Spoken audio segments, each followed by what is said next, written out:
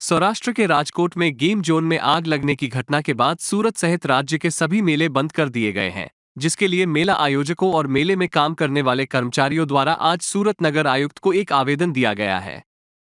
सूरत नगर निगम कार्यालय में मेले में काम करने वाले लोगों ने पूछताछ की और बताया कि पिछले 20 या 25 दिनों से मेला बंद है, जिसके कारण मेले के आयोजक, मेले के स्टॉल धारक और 700 से 800 मेले में काम करने वाले लोग अब भूख से मर रहे हैं।